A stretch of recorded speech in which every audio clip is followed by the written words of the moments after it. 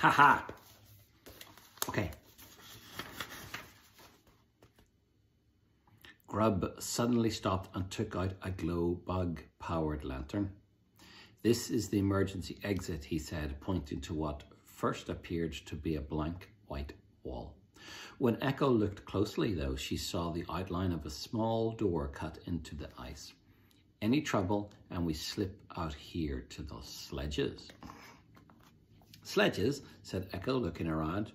Grub raised his lantern and pointed to a heap of wooden sledges that lay higgledy-piggledy by the icy mouth of a tunnel cut into the rock. Goes right through the mountain to the aerodock. Perfect if we're ambushed. He took a bunch of keys from his pocket, unlocked the door, which opened silently and ushered them inside. Echo followed him into a dimly lit corridor with walls of gleaming ice. It was almost as cold inside as outside, and she huffed out a white cloud with every breath. White torches hung from the walls in a strange bluish light. The floor glistened with frost. We'll need to be quick, said Grub. Old Gus is on the aerodock receiving the guests, but once they're all here, they'll gather upstairs in the chamber. Old Gus. Echo recognized that name. Was he the one Bulkhead had warned her mother about? A flicker of fear ran through her. Show us where it is, said Echo, trying to stop her teeth from chattering. She didn't know if it was the cold or the sense of dread creeping through her bones. It was making her hands shake. But she clenched them into fists and stuffed them into her pockets until they were almost steady. This way, after leading them down numerous winding passages, Grub opened another door, this one carved of ice, and ushered them up a narrow spiral staircase. Their footsteps rang out as they hurried upwards and followed Grub to the top of the tower, where a wide door of gleaming crystal barred their way. In here, whispered Grub, pushing it open and ushering them through. He looked over his shoulder and Echo saw his face pitched with fear. I gotta go. If old Gus catches me, I don't know what he'll do. Thanks, whispered Echo, but Grub had already scuttled back down the stairway, his blue furs flapping, leaving Horace and Echo alone in the entrance to the septagonal hall. That was the end of that chapter, but they made it to the septagonal hall, chapter 11. We have enough time to read a little bit more of chapter 11. What do you think? I think so too. Chapter 11. Echo turned and entered the circular room. Her eyes widened as she took in the seven-sided table, inlaid with a shimmering mother-of-pearl map. Look, she breathed, stepping forward and running her hands over the smooth surface in wonder. Everything was there. Port Tibulian, the Violet Isles, dark Nordland.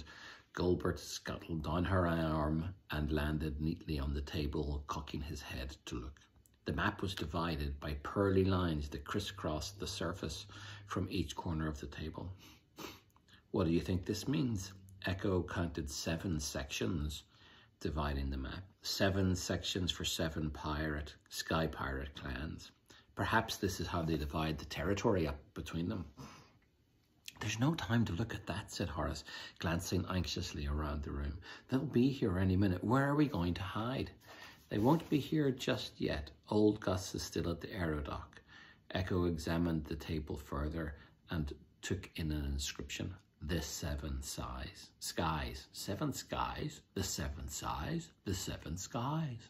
The 7 skies, that's what it says. She stared at the shimmering map. But which part belonged to the Black Sky Wolves?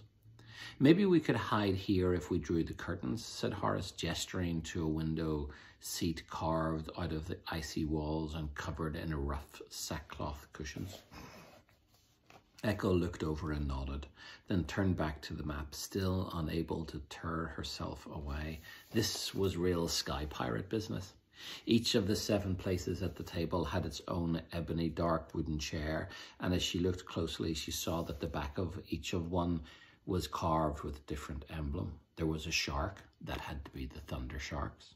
A snake, a bolt of lightning. She circled the table, looking at each one in turn. This must be where my mother sits, she said, running her fingers over the snarling wolf's head carved into the back of the furthest seat.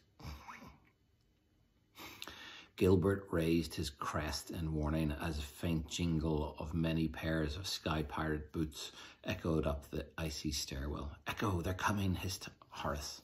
Echo took one last glance at the map before running around the table and slipping in beside Horace on the window seat. They shrank back behind the curtain as the footsteps grew louder. After a moment, Echo heard the door creak open and a mixture of rough voices spilled through. She dared to inch back the curtain a fraction. The bluish light of the flickering torches, she saw 7 pirate captains enter and take their seat. And we will find out more next time. Oh, it's getting so exciting. Good night, my Baba. I love you. Catch the kiss. And this one. And one for me, please. Oh, I got you. Nom, nom, nom, nom, nom, nom, nom.